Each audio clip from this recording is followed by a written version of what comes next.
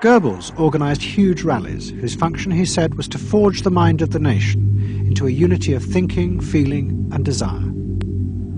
One of his inspirations, he told an American journalist, was the writings of Freud's nephew, Edward Bernays. In his work on crowd psychology, Freud had described how the frightening irrationality inside human beings could emerge in such groups. The deep, what he called libidinal forces of desire, are given up to the leader, while the aggressive instincts are unleashed on those outside the group. Freud wrote this as a warning, but the Nazis were deliberately encouraging these forces because they believed they could master and control them. Well, Freud was saying that masses are bound by libidinal forces. They love each other and delegate their ideas and their feelings to the chap on top. What are libidinal forces? What are libidinal forces? Well, forces of love. Not hate? No. Hate is delegated to the others outside.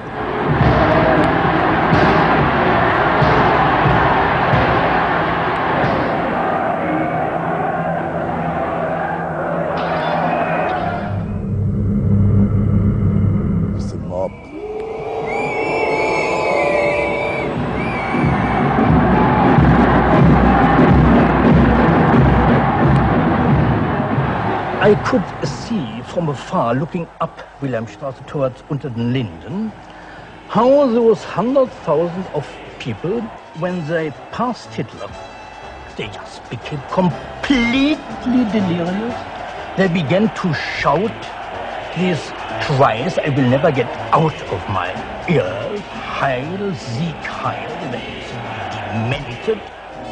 And here I got confirmation how those irrational forces, uncontrollable forces in Germany, in the Germans, had erupted, had broken out, were running riot, were departing, marching on.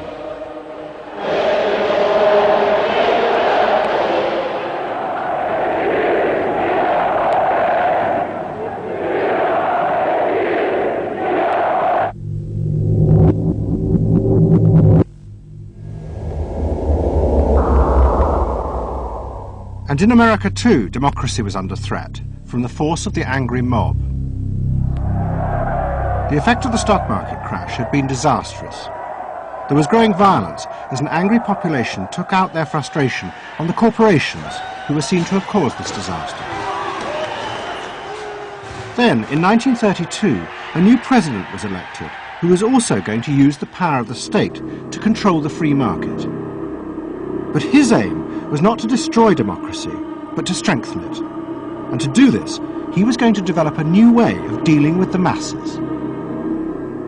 I am prepared, under my constitutional duty, to recommend the measures that a stricken nation in the midst of a stricken world may require. But in the event that the national emergency is still critical, I shall not evade the clear course of duty that will then confront me. I shall ask the Congress for the one remaining instrument to meet the crisis: broad executive power.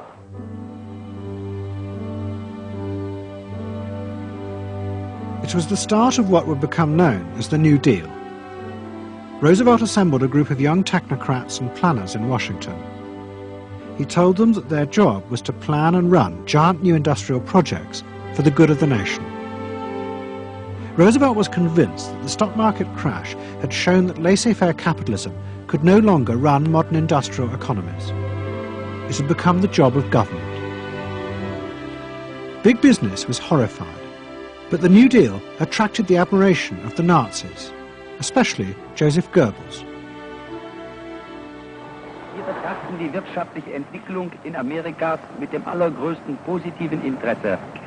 Und wir sind dort der festen Überzeugung, dass Präsident Roosevelt und seine Berater auf dem richtigen Wege sind. Es handelt sich in der Tat um das größte wirtschaftliche und soziale Problem aller Zeiten. Die vielen Millionen Arbeitslosen, die ihre Plätze an den Maschinen und in den Kontoren verloren haben, wieder an ihre alten Arbeitsstellen zurückzuführen. Das kann nicht allein der privaten Initiative überlassen werden. Ausschlaggebend ist, dass die öffentliche Hand mit positiven Maßnahmen eingreift. But although Roosevelt, like the Nazis, was trying to organize society in a different way, unlike the Nazis, he believed that human beings were rational and could be trusted to take an active part in government. Roosevelt believed it was possible to explain his policies to ordinary Americans and take into account their opinions. To do this, he was helped by the new ideas of an American social scientist called George Gallup. Favorite reading of New Deal Washington, the survey of U.S. public opinion. From offices at Princeton, New Jersey, a famed statistician, Dr. George Gallup, tells Washington from week to week what the nation is thinking. And in New York, Fortune magazine's analyst, Elmo Roper, compiles for publication a continuous record of the nation's approval or disapproval of how the country is being run. Gallup and Roper rejected Bernays' view that human beings were at the mercy of unconscious forces and so needed to be controlled. Their system of opinion polling was based on the idea that people could be trusted to know what they wanted. They argued that one could measure and predict the opinions and behaviour of the public if one asked strictly factual questions and avoided manipulating their emotions. Well, how about this one? Do you think Franklin D. Roosevelt's New Deal has been bad for the nation in general? No, that question's loaded. It automatically suggests an answer. Well, how about this? Is your present feeling toward President Roosevelt one of general approval or general disapproval? That's better. Prior to scientific polling, the view of many people was that you couldn't trust public opinion. It was irrational, that it was ill-informed, it was chaotic, unruly, and so forth. And so that opinion should be dismissed. But with scientific polling, I think it established very clearly that people are rational, that they do make good decisions, and this offers democracy a chance to be truly informed by the public, giving everybody a voice in the way the country is run. I know my father wouldn't necessarily say the voice of the public is the voice of God, but he did feel very much that the voice of the people is a rational voice and should be heard. What Roosevelt was doing was forging a new connection between the masses and politicians. No longer were they irrational consumers who were managed by sating their desires. Instead, they were sensible citizens who could take part in the governing of the country. In 1936, Roosevelt stood for re-election. He promised further control over big business. To the corporations, it was the beginning of a dictatorship.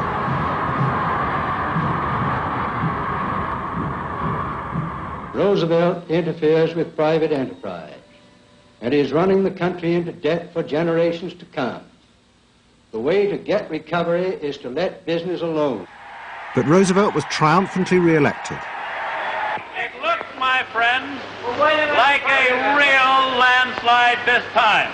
So please let me thank you again and tell you that I hope to see you all very soon and bid you an affectionate good night. Faced with this, business now decided to fight back, to regain power in America. At the heart of the battle would be Edward Bernays and the profession he had invented, public relations. Following that election, business people start to get together and start to carry on discussions, primarily in private, and they start talking to each other about the need to sort of carry on ideological warfare against the New Deal and to sort of reassert the sort of connectedness between the idea of democracy on the one hand and the idea of privately owned business on the other. And so, under the umbrella of an organization which still exists, which is called the National